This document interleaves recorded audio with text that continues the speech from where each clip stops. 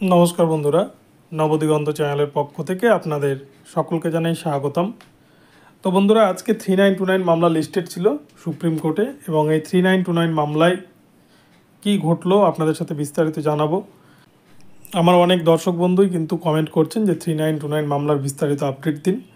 তো আজকে 3929 মামলাটি যেহেতু লিস্টেড ছিল বিচারপতি ঋষিকেশ রায়ের বেঞ্চে, তো মামলার কি স্ট্যাটাস রয়েছে আপনাদেরকে কিন্তু পুরোটা এই ভিডিওতে জানাবো। কিন্তু তার আগে বলে রাখি, যারা প্রথমবার চ্যানেলটি ভিজিট করছেন আপনারা কিন্তু অবশ্যই চ্যানেলটিকে সাবস্ক্রাইব করে নেবেন, কারণ এই ধরনের আপডেট সবার আগে সর্বপ্রথমে পাওয়ার জন্য অবশ্যই চ্যানেলটিকে ফলো করতে থাকবেন। তো চলুন বন্ধুরা, তাহলে আমরা আপডেটটি এবারে দেখে নিই। তো বন্ধুরা, আপনারা দেখতে পাচ্ছেন যে সুপ্রিম কোর্টের যে কজ লিস্ট, সেখানে কিন্তু দেখুন 1/5/2024 তারিখে আজকে মামলাটা লিস্টেড ছিল।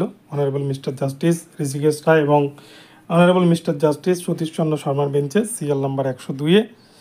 তো এই মামলার কিন্তু বর্তমান যে স্ট্যাটাস সেটা কিন্তু পেন্ডিং রয়েছে ফাইনাল হিয়ারিং। এই মামলার কিন্তু শুনানি প্রায় শেষ, শুধু কিন্তু ফাইনাল জাজমেন্টটা আসা বাকি। তো এই মামলার জন্য খুব হিয়ারিংয়ের দরকারও নাই, একটা বা দুটো হিয়ারিং হলে কিন্তু এই মামলার জাজমেন্ট চলে আসবে। কিন্তু ইচ্ছাকৃত করে এই মামলাকে কিন্তু আটকে রাখা হয়েছে বলা যায়, কেননা এই মামলা কিন্তু ডিলে ছাড়া কিছুই নয়। কেননা এই মামলাটিকে এমন একটি বেঞ্চে লিস্টেড করা হয়েছে, এমন একটি বেঞ্চে রাখা হয়েছে মামলাটিকে, যে বেঞ্চে কিন্তু বিচারপতি প্রতি সপ্তাহেই তিনি সাংবিধানিক বেঞ্চে ব্যস্ত থাকেন, তার সামনে সাংবিধানিক বেঞ্চ থাকে। তাই এই মামলার যে ভবিষ্যৎ কী রয়েছে সেটা কিন্তু বলা মুশকিল আগামীতে। আজকেও এই মামলার শুনানি ছিল, কিন্তু শুনানি থাকলেও আজকেও কিন্তু 6 নম্বর কোর্ট বন্ধ ছিল, আজকেও কিন্তু শুনানি হয়নি। অর্থাৎ আমরা প্রতিদিনই ঠিক যেভাবে দেখি সুপ্রিম কোর্টের রোস্টার অনুযায়ী মামলা কিন্তু প্রতি সপ্তাহে লিস্টেড হয় মঙ্গল, বুধ এবং বৃহস্পতিবারের মধ্যে, কিন্তু কোনো একটা কারণবশত এই মামলা কিন্তু শুনানি হয় না। তো সবথেকে বড় কথা, এই মামলাটা যাতে শুনানি না হয় এরকম কিন্তু প্রথম থেকেই চেয়ে আসছে প্রাইমারি বোর্ড। তারা চায় না কোনোভাবে এই মামলাটা যাতে শুনানি হয়, কেননা শুনানি হলেই কিন্তু তারা এই মামলায় হেরে যাবে। এই মামলার বৈধ কারণ রয়েছে, আর হেরে গেলে তাদেরকে নিয়োগ দিতে হবে। যেহেতু এটা 16,500 রিক্রুটমেন্টের একটা অংশ, 16,500 রিক্রুটমেন্টের নোটিফিকেশান ছিল, সেখানে 4,000 মতো ভ্যাকান্সি, অর্থাৎ 3929 এখনও ভ্যাকান্সি রয়ে গেছে। তাই সেই ভ্যাকান্সিতে যেহেতু যোগ্য ক্যান্ডিডেট এখনও পড়ে রয়েছে, তাই তাদেরকে কিন্তু নিয়ম অনুসারে সেই চাকরিটা দিতেই হবে। আর সেই মোতাবেক কিন্তু সিঙ্গেল বেঞ্চের নির্দেশ ছিল নিয়োগ দেওয়ার, এবং ডিভিশন বেঞ্চেরও নিয়োগ দেওয়ার নির্দেশ ছিল, কিন্তু প্রাইমারি বোর্ড তারা কিন্তু এই নিয়োগটি দেয়নি।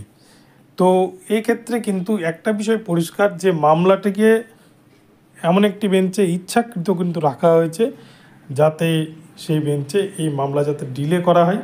এবার এটা কে করেছে সেটা কিন্তু বলা মুশকিল, এবং কেন করেছে সেটা তো আপনারা সকলেই বুঝতে পারছেন।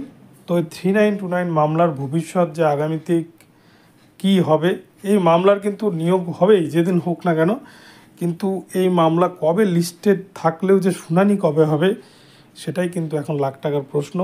কেননা এই মামলা আপনারা দেখছেন অনেকে কিন্তু হাপিতেশ করে বসে আছেন, কেননা এই মামলাটাই বিএড এবং এনআইএসদের জন্য কিন্তু শেষ হাতিয়ার বলা যায়।